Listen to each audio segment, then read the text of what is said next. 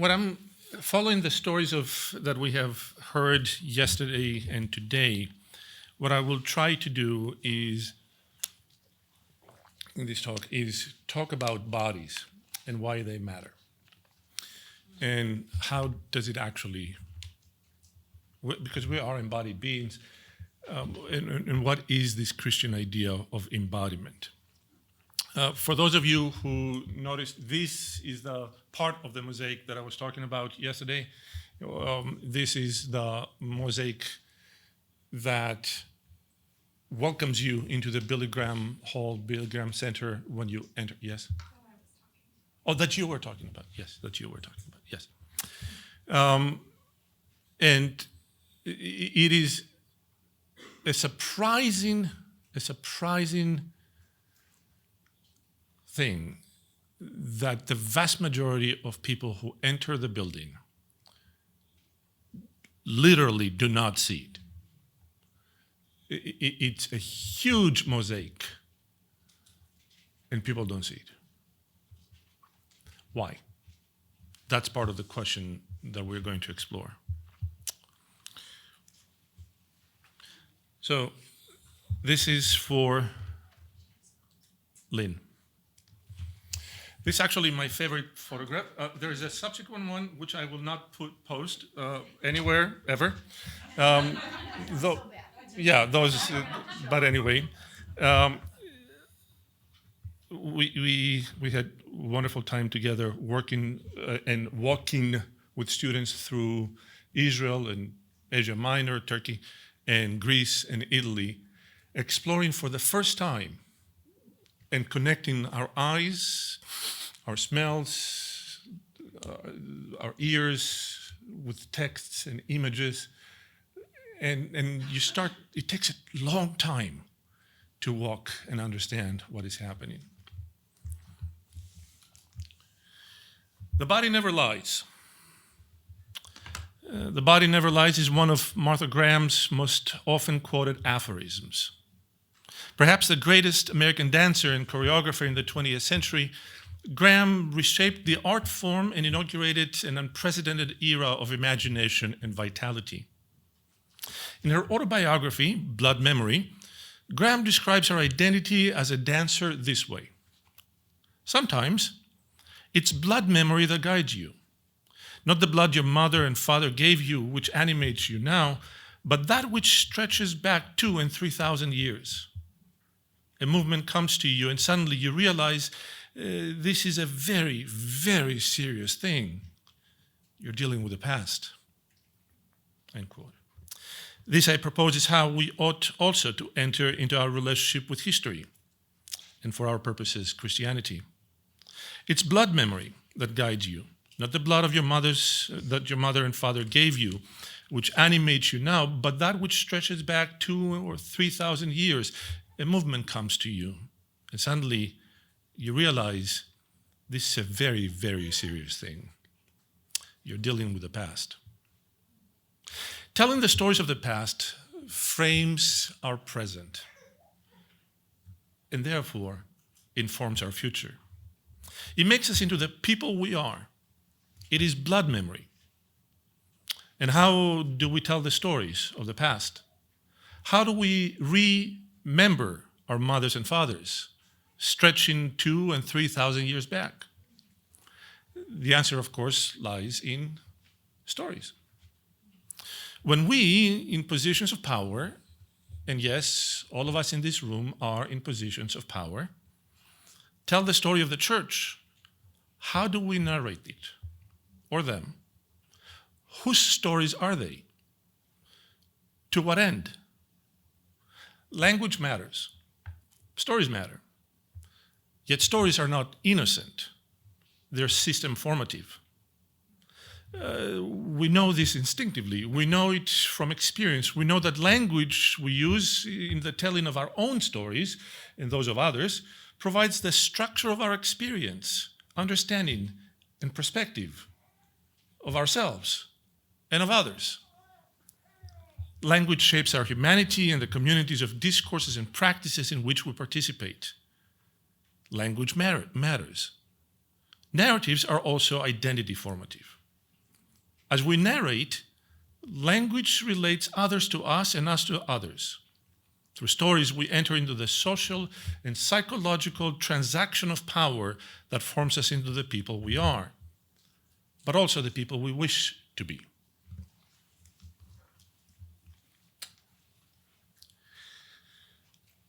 We close our visit in Wheaton the Holy Lands, a 6-7 week adventure in Italy, in Rome.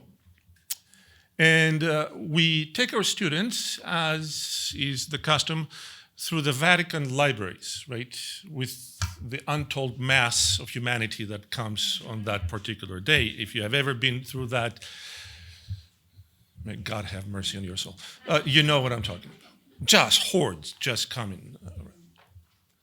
I make it a habit to stop at a part of the gallery called Ordinary Sculptures. Have you been that? Have you stopped at that?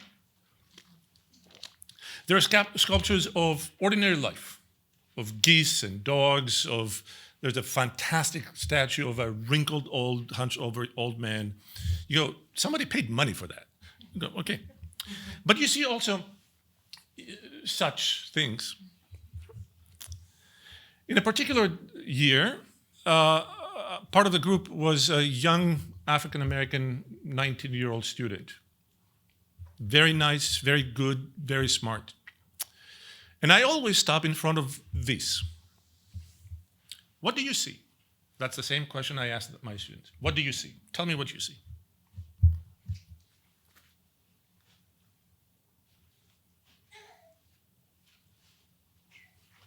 It shouldn't be that complicated. It's in front of you. What do you see?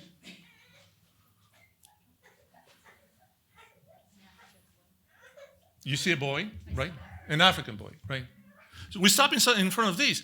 And when I ask my students, what do you see? They say, I see a young boy. The other statues of the other young boys are there, right? They're forming these.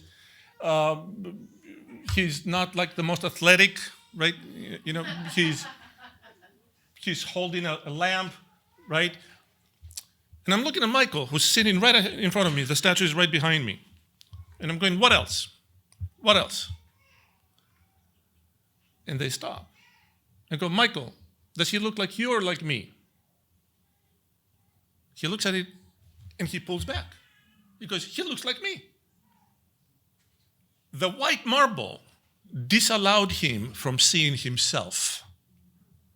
The narrative of the marble, the white marble, washed his identity away. Frank Snowden, in his 1970-71 brilliant book, Blacks in Antiquity, makes the whole argument. Once you see it, you cannot unsee it. You see it everywhere. Does that make sense? If that holds true for race and ethnicity, self-identity, what about women? What about women in ministry, in leadership? One of the earliest non-Christian accounts of a Christian service or a Christian community comes in the year 111 in letter 96 that the governor of Bithynia, that's in the northern part of Turkey, wrote to the Emperor Trajan. It's a famous letter in which he describes a phenomenon he didn't know about. And that is this group called the Christians. Has no idea who they are. Zero, no idea. Never met them before. And now they're coming to him, or they're brought to him to basically pass judgment. And in order to judge them, he brings people in to ask them, who are you people? And part of a description, remember, he's a pagan, right? There's no horse in this race. Talks about, I judged it all more necessary to find out what the truth was by torturing 2 female slaves who were called deaconesses.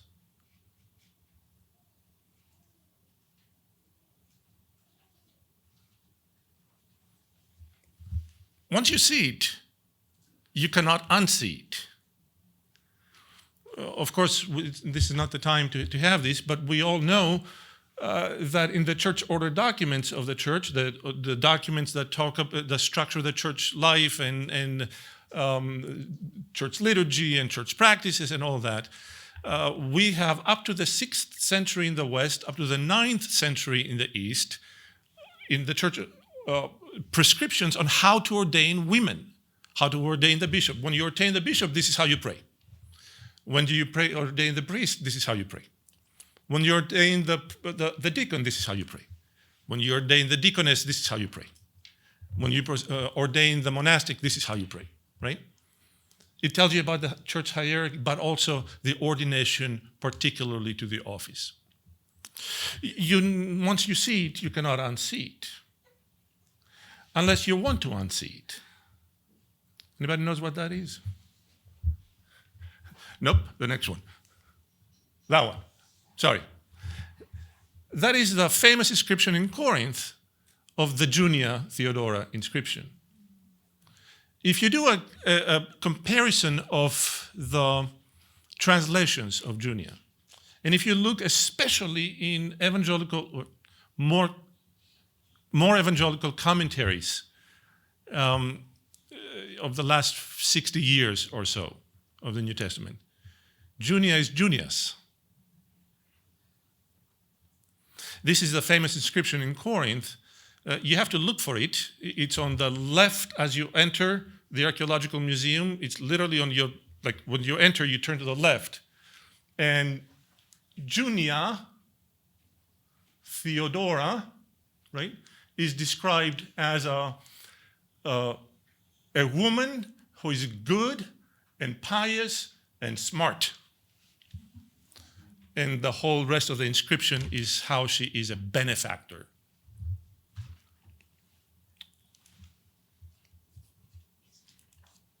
So, was Eve framed? Y'all remember this? This is 1971. We're still talking about it. That is how, I want to argue, how we tell stories is equally as important as which stories we choose to tell.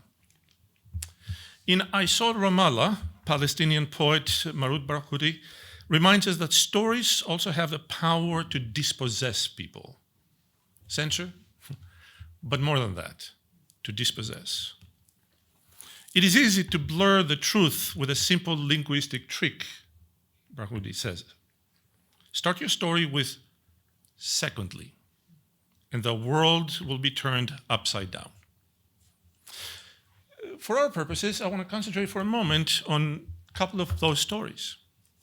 Take the story of monasticism, for example. It is customary to date the beginning of Egyptian monasticism to the life of St. Anthony, who, as St. Athanasius, his biographer, says, was willing to sell all his possessions and depart for the desert, except for one detail. Anthony had a sister.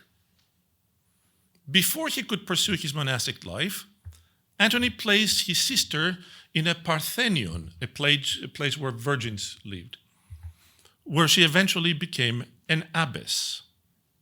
His sister, Louis Farag says, notes her name is never mentioned, but the account indicates that all decisions were made by Anthony. The nameless sister was a dutiful subject of these decisions. There is no indication of her consent to such a decision. And though monastic institutions for women were well established long before Anthony decided to go to the desert, monasticism is always dated to the beginning of Anthony's flight to the desert, not his sister's. This propensity of neglecting the stories of women persists in most narratives and is a major challenge in recording the story of women, including monastics in history. For example, start with Basil of Caesarea and Gregory of Nyssa, and not with Macrina, their sister, the theologian who influenced and guided both of her brothers. And what one ends up with is a truncated understanding of asceticism or the knowledge of God permeating Cappadocian theology. Start with Augustine, the great bishop of Hippo Regius in North Africa, and not with Monica and her influence on her son, and what one would scarcely understand the persistent love of God of the theologian of the heart. Of course, you have all seen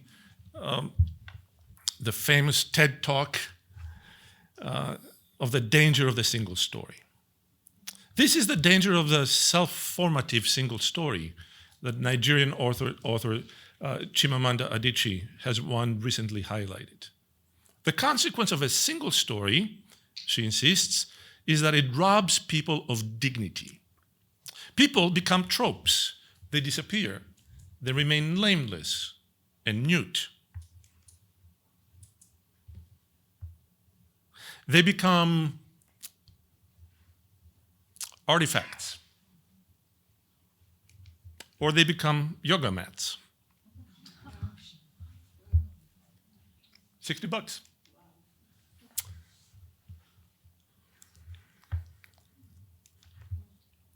Doing history well ought to begin with firstly. Just a sample. We are fortunate that there are some in our field of inquiry and research who have taken the task of looking back into that memory we call history and lifting up the stories and the names of those often marginalized and forgotten. They, and we have received their work these 2 days, they help us to see and the often overlooked proto-martyrs, theologians, teachers, apostles, ascetics, and politicians of the early church. The dispossessed, usually women, whose stories animated the imagination of Christians for centuries, and whose influence, authority, and legacy has been preserved in the literary and material evidence. That is the transcription of the epigraphic record.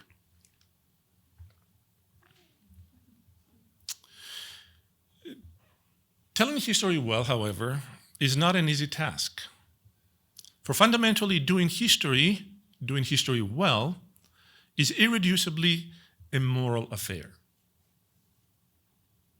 It is not innocent.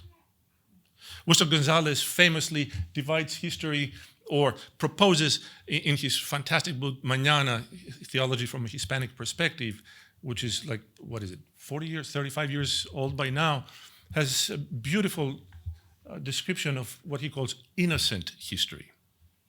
Innocent history is the history that justifies the power of the powerful, the status quo. It's Bible stories. You know, the boy with the sling against the giant, and not the rape of Bathsheba, or the warlord who rents himself out for 30 years. It is the preoccupation with internal purity at the expense of the other. To the innocent history that buttresses the power of the powerful, González proposes what he calls responsible remembrance. Responsible remembrance, however, comes with a caveat. Responsible remembrance leads to responsible action. If you remember responsibly, you have to act accordingly. The example he gives is of Israel in exile. Why is it that Israel is told again and again, be mindful, take care of, protect the sojourner, because such were you in Egypt. Protect the foreigner, because such were you in Egypt. The land, he says, God says, is not yours, it is mine. If that is the case, how do we treat the refugee, the migrant? Do we own the land perpetually? What do your bank say if you went to them for that? So, for the time we have very short in front of us, let's look at a few of the stories we have already looked at. We're going to take them chronologically.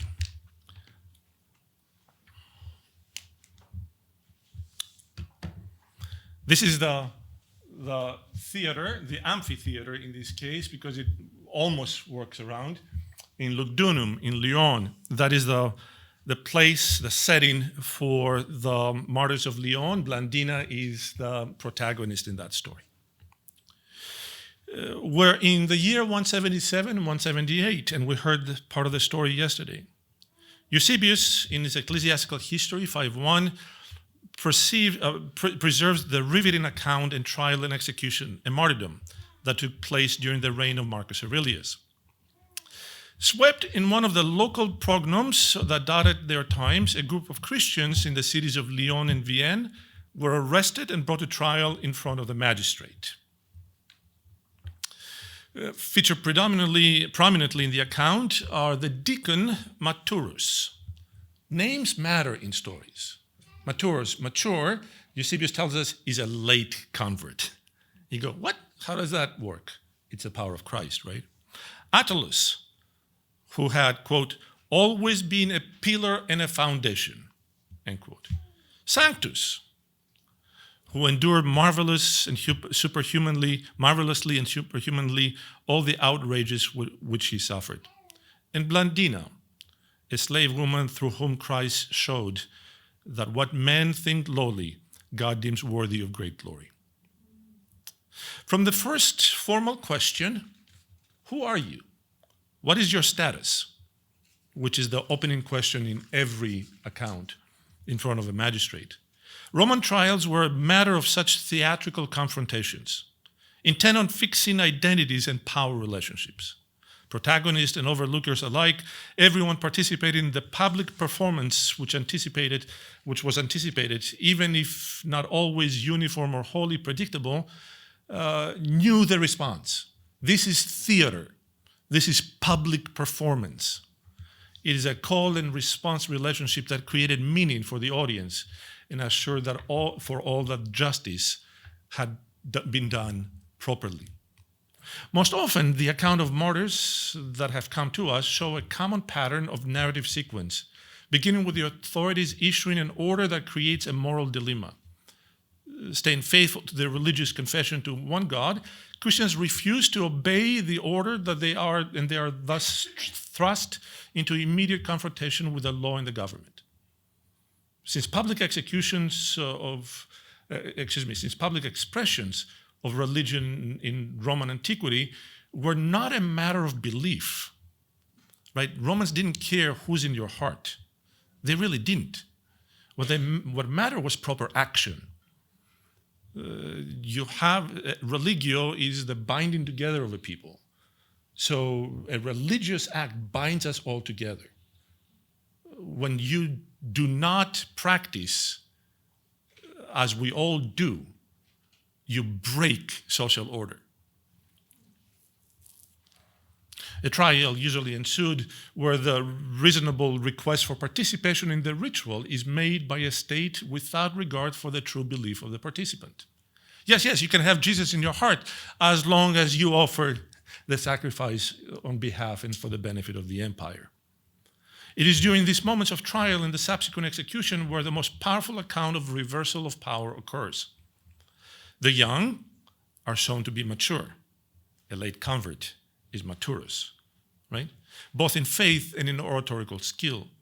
Women exert their autonomy and self-control, agency, not only as equal of citizens who share their fate, but often their teachers as well.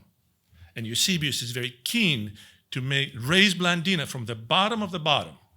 She's a slave woman who's also sick.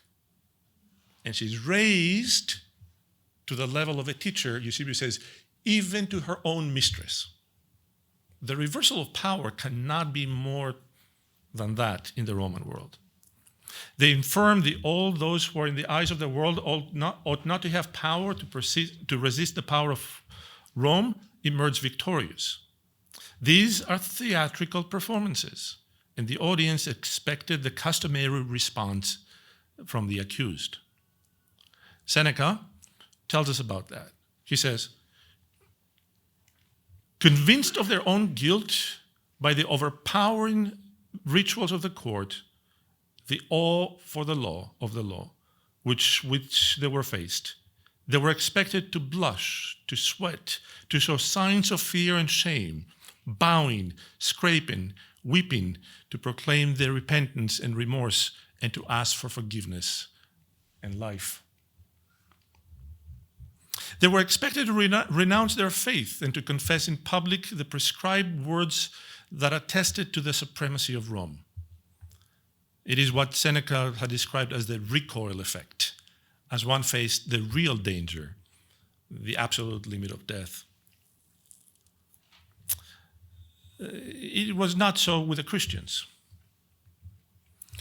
To the magnificence of the terrified display of state power, the Christians in these accounts responded with calm defiance, even joy. That's important. How you tell the story is equally as important. The calm defiance and the joy that the martyrs exhibit is contrary to the expected. Everyone in the theater goes, what is happening? Why are these people not playing their role? Right? They did not recoil.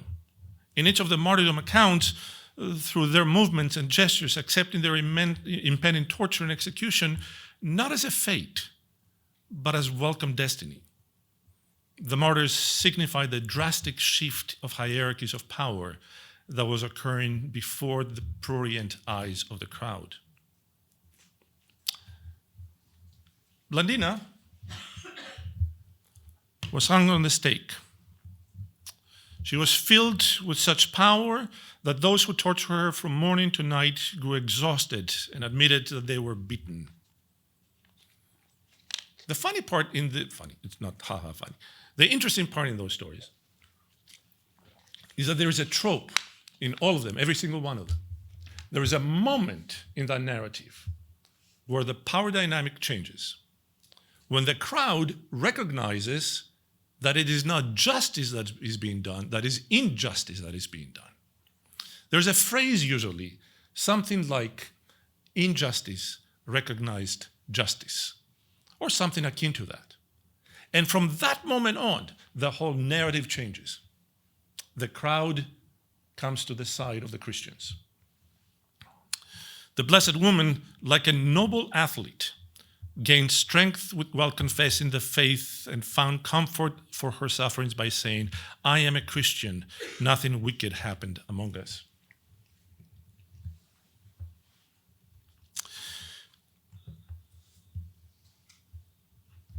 Eusebius continues. After their long ordeal, the martyrs were finally sacrificed.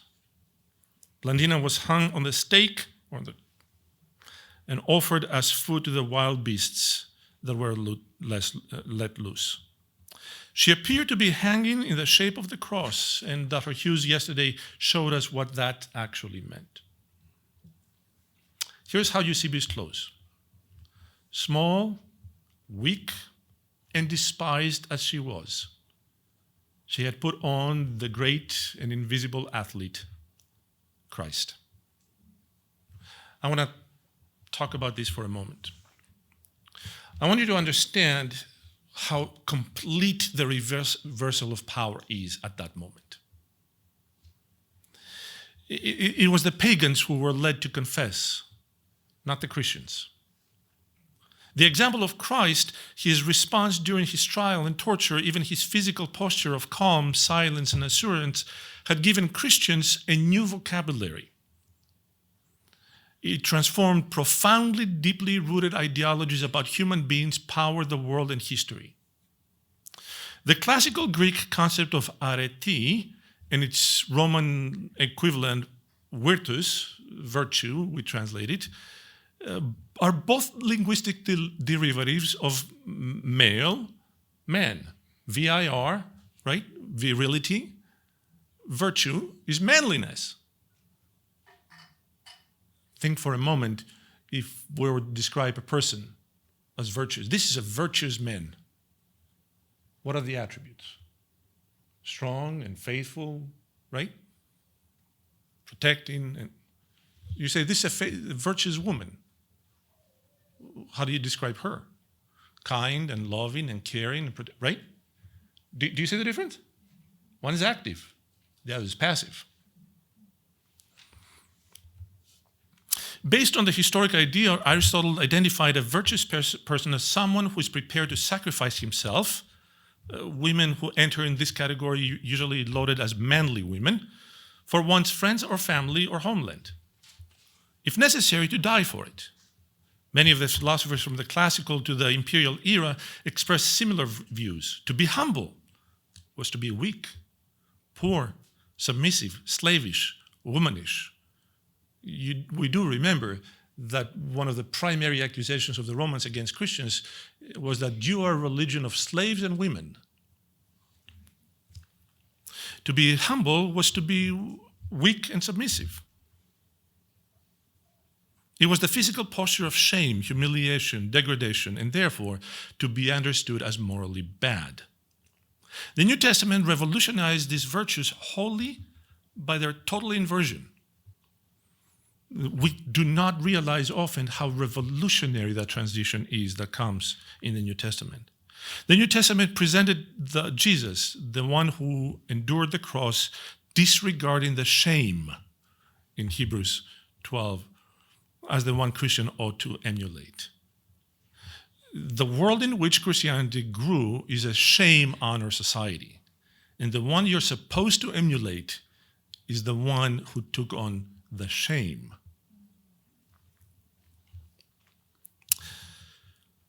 Of course, Paul's boasting his lowly status, tapinos, and suffering in imitation of Christ, or participating in the suffering of Christ, gave new meaning to humility, transforming it from a Roman vice to a virtue. In this new paradigm, endurance, patience, replaced the ancient idea of glory, and humility, the voluntary abasement of the self and one's body, is transformed. To be low, base, and prone and exposed was now at the heart of the definition of being good. In the theater of the national pornography of the Roman state, namely its public executions, this new economy of the body, if I can call it that, displayed by the martyrs, transformed humility into power, and virtus was manifested in the form of a slave woman, Blandina. This, however, was a long and slow shift, and some of us wonder if it ever reached its end with all the efforts for a masculine Christianity. One of the worst books ever distributed, Churches Wild at Heart, manifests that. How many of your church groups had to read that and then go out and beat their chests and burn things? Remember, the one in whose name you have been baptized was killed as a traitor and a slave. Scene 2. A few years later, in another part of the empire, right across the pond, in North Africa, in Tunisia, in 203, Vibia Perpetua, a young woman married and a mother of a good provincial family, was arrested along with her young slave girl, Felicity. Felicity, as we heard the story yesterday, she's pregnant, about to give birth. Quite often, because we see them and venerate them together and we see them together, we forget the difference in status and what it actually means to have a slave named and being on the same side, on the same site, at the same level, on the same size as her matron. That is that makes no sense. Eventually, they were all condemned to face the beasts and the gladiators because they refused to renounce their faith.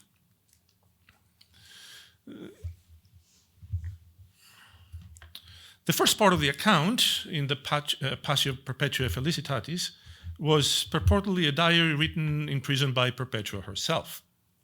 Through a series of charismatic visions that frame the ordeal, Perpetua becomes increasingly conscious of a deep transformation.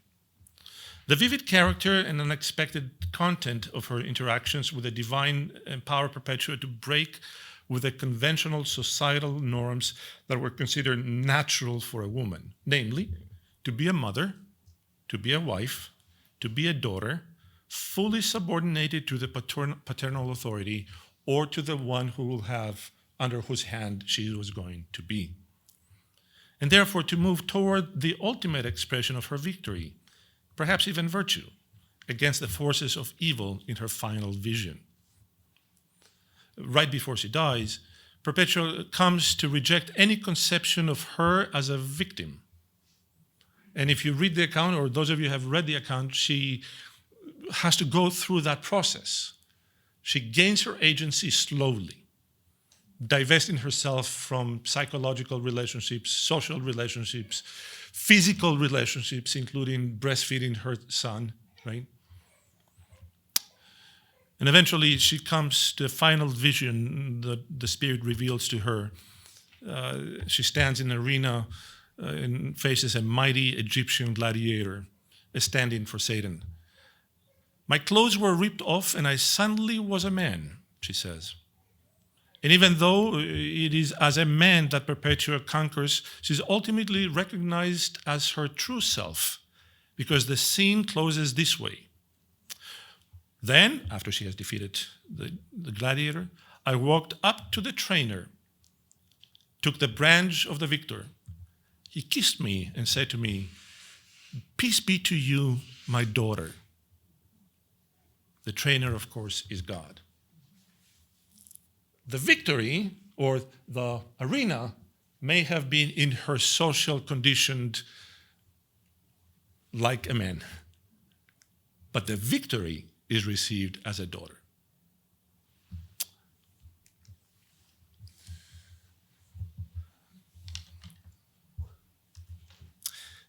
I love this, and this is from a lampstand in Dion.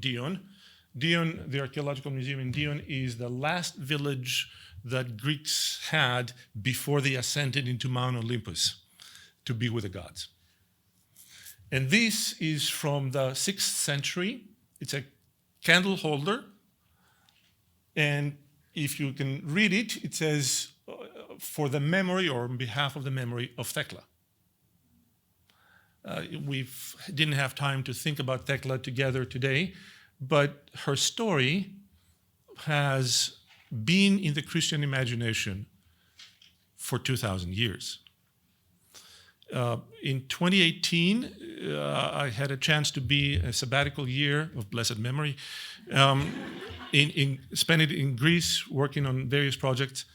But I had a chance to go up in the island of Evia, which is the long island parallel to mainland Greece, that the year before had suffered incredible forest fires. Like whole thousands of acres had been burned. And as I was driving up the hill towards the sea, there was a little chapel, bright white with a burned roof and caved in roof. So I stopped for the picture, because who wouldn't? And I go in to see, and over the top says, Agia Thecla. It was the chapel of St. Thecla, active in 2018, rebuilt more recently. These are stories that have stayed with us for 2,000 years. So why? Since we do not have time here to work through the equally fascinating story of Thecla, I want to think with you for a moment what actually is happening in this storytelling. In her study of self-understanding and the narrative representatives of the self as sufferers in early Christianity, Judith Perkins notes that, quote, "From the outset, Perpetua presents herself as an unruly woman, a woman who refuses to bow to society's expectations. The unruly woman is a trope often employed in texts to rehearse a hierarchical revolution. Usually, by the text closure, however, the woman has been put back in her place and the gendered hierarchy system safely affirmed. Perkins continues. Looking at women is a male's privilege. Even for women themselves, being looked at defines their place. In the classical Greek romances contemporary with these stories, women were presented as essentially passive, objects existing for the male gaze. They become romanticized creatures. Or, more recently, adventure heroes. And it is comical if it wasn't tragic. Because storytelling this way, which is an innocent telling of history, does as much damage, even more, as VeggieTales. Or perhaps, Prince of Egypt. No? Yes? Do you know what I'm talking about? Yes. It's the theology done by Disney. It ain't gonna end well. That I can promise. Like Blandina, Perpetua was a great woman, but a woman nonetheless. Blandina, Perpetua, Felicity, Thecla, and the other women martyrs are all the greater because they are women. And these actions are not expected of them, but as women, they are doubly dead. Their female flesh and their female gender are erased, and only so can they be valued as men. It is perhaps irresistible to applaud the depiction of Perpetua and Felicity thrusting away social roles that define and confine them as women in a patriarchal or patricentric society. But we must also remember that these women are depicted as praiseworthy but unnatural. Their actions are masculine, and in the world of late antiquity, the home of emerging Christianity, manly women are not better than effeminate men. They're to be feared. Sebastian Brock and Susan Harvey note that Syriac Christianity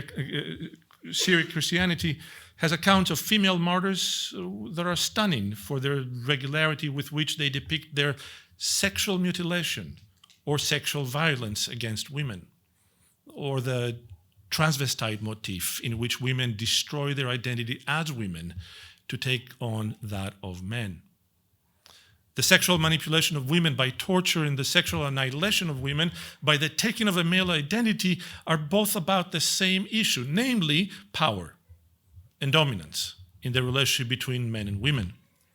These events are found in hagiography about women, both legendary and historical.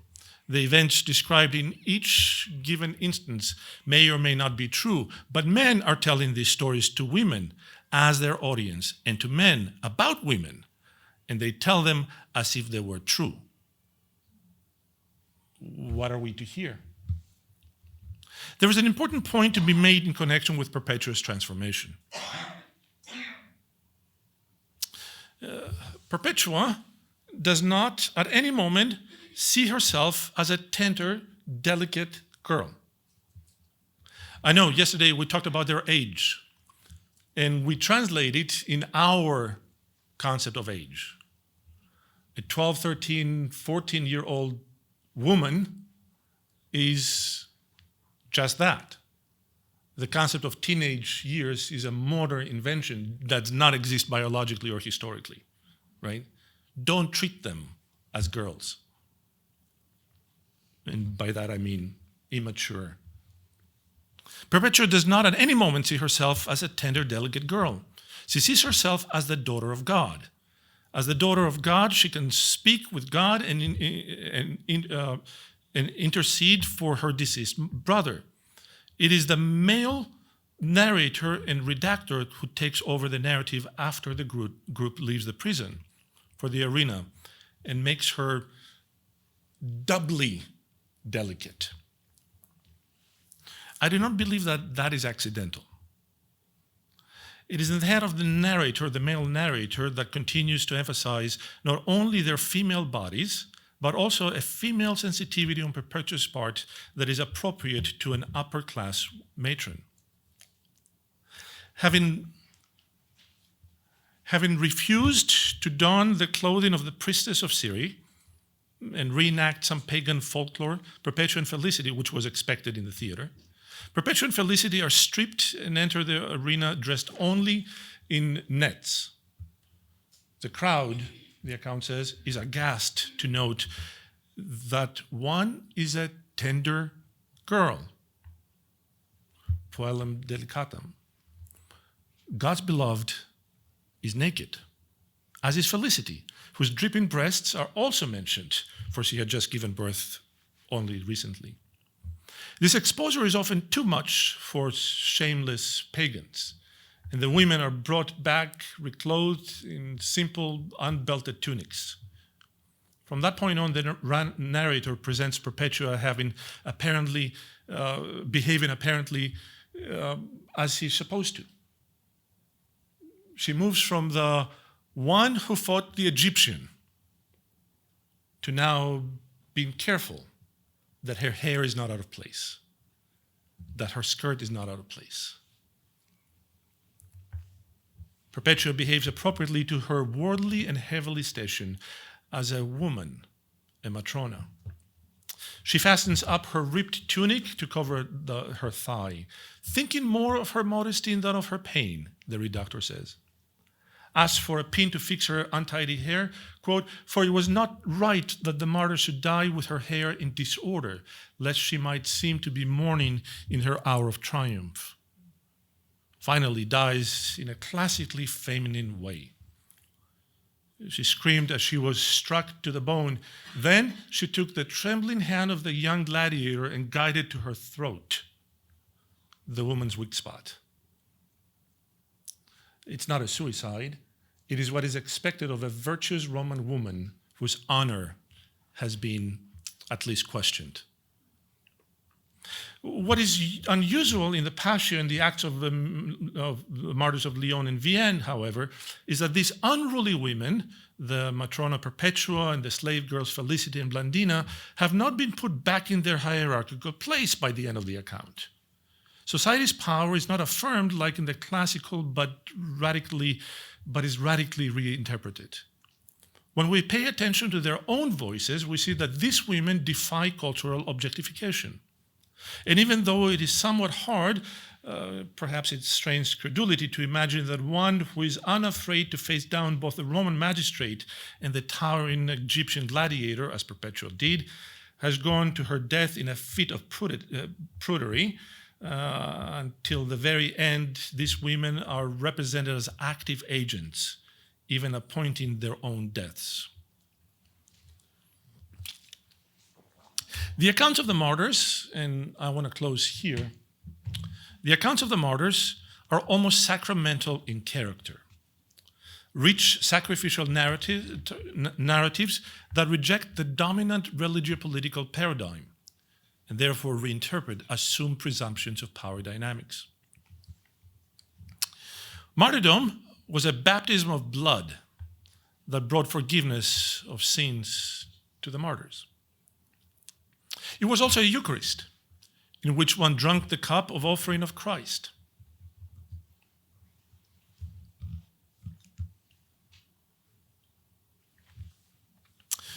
Paul had also spoken of this redemptive role of suffering for the faith in Philippi, in Philippians 3.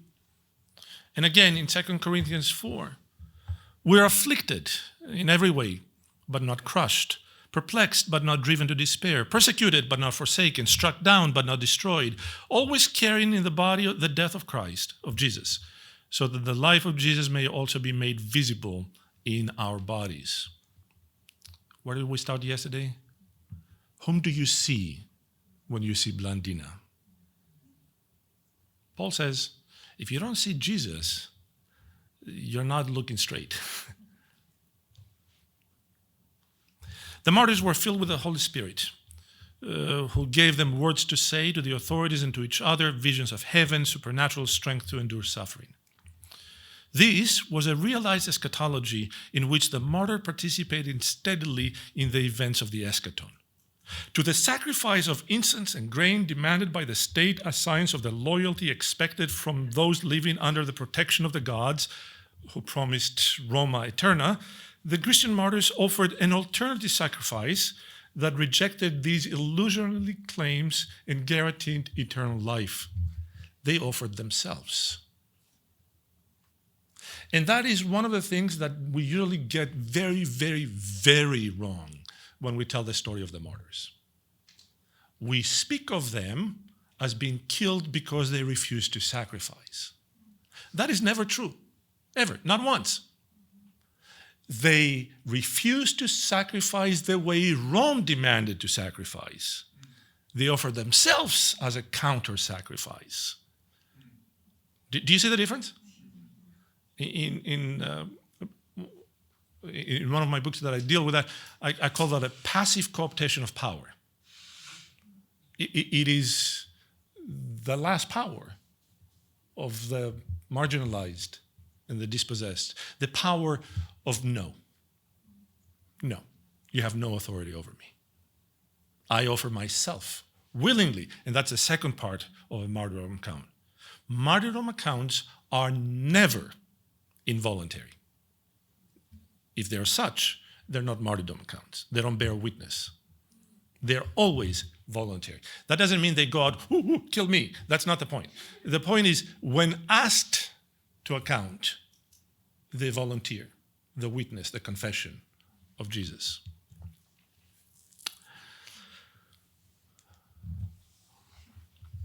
Let me close with this. For martyrdom to be, not only to be seen to be, an imitatio Christi, Christians have to hold fast to the confession that the first body to transgress our boundaries was that of the Word of God, who became one of us. Remember, the scandal is the became. And the Word became flesh and lived among us. The story of Jesus is the unusual story of the unruly God, through whom society's power is not affirmed, but radically interpreted. And despite its gestures of dominance, the world as is indeed subverted. Quite often, what we do is we think, and I'm going to go back to this because I love this. We domesticate God. We domesticate God. This taming of God in Christ has led us in a far cry from a genuinely biblical notion of the revolutionary kingdom of God. For it moves us away from the one who in every respect has been tested as we are, Hebrews, and who bore our sins on his body that we might live, in 1 Peter. Remember that for the Christian life and history, the axiomatic first principle of the Christian story is that that which is not assumed by Jesus is not sanctified. All your Christology should begin through that lens, right? Because that changes everything. The physical, particular, eternal body of this Jewish man, Jesus, Mary's baby, changed everything. Jesus' body, by the way, this is not what Jesus looked like.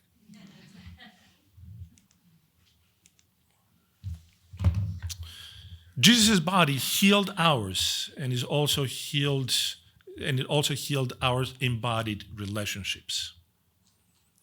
Don't means the sanatus has been sanctified in that which is not assumed. Because of Jesus, the old values of male and female are healed and reoriented.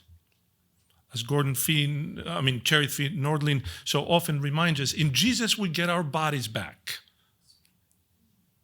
It is in Jesus that we are able to be truly women, truly men, truly Jews, truly Greeks, and you barbarians. But in Christianity, we don't become a mush. Christianity is not the melting pot. Christianity is the place, can I call that the place? The locus of the redemption of our particularity. you as women don't have to become men. I as a man don't have to become a woman. As a Jew, as a Greek, as white, as black, as brown, as Asian, as African, as European, as Canadian. We don't talk about Canada here. We are redeemed to be properly in our proper embodied relationships, to be properly women and men. That in antiquity is unheard of. Why? Because women are ontologically the deprivation of men. They're the negation. They are to men what light is to darkness, or dark is to light. The absence of maleness is a woman.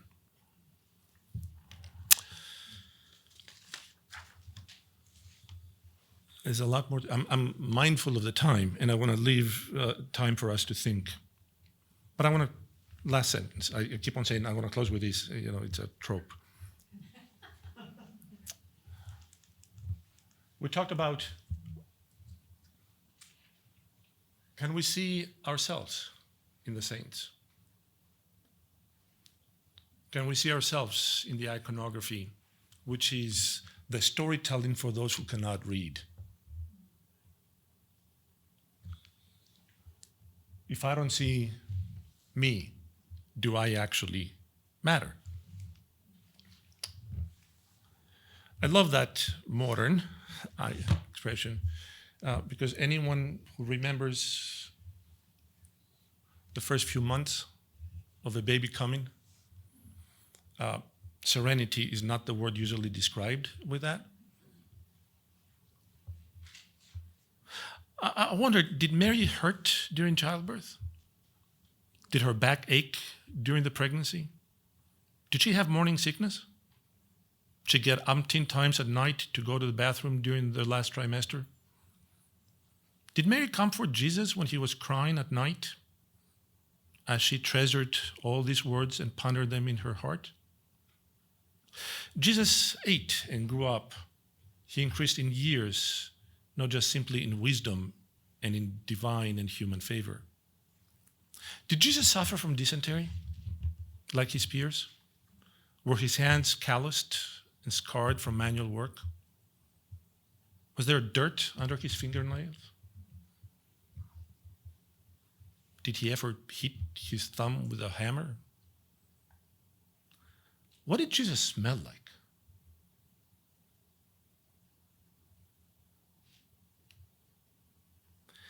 In his commentary on the Gospel of John, Theodore, the Bishop of Mopsuestia, gives us one of the most moving readings of Jesus' visit to the home of his friend Lazarus, Martha, Mary, in John 12. Theodore says this: as usual, they welcomed him with great enthusiasm, and they were preparing supper, and Martha was serving. Lazarus, in the meantime, was reclining with him. Mary took a pound of costly perfume. There's a lot of conflation of Mary's here in this account.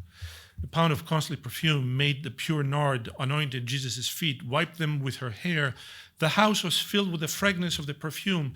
But Judas Iscariot, one of the disciples, the one who was about to betray him, say, why was this perfume not sold for 300 denarii and the money given to the poor? Instead of accusing the woman of wastefulness, Jesus ought to be impressed by her, says Theodore. For by wiping the feet of the Lord with her hair, she hoped that the smell of his body would cling to her own flesh, yearning somehow to preserve his scent, even when he was not there. What did Jesus smell like? Ask Mary. Thank you.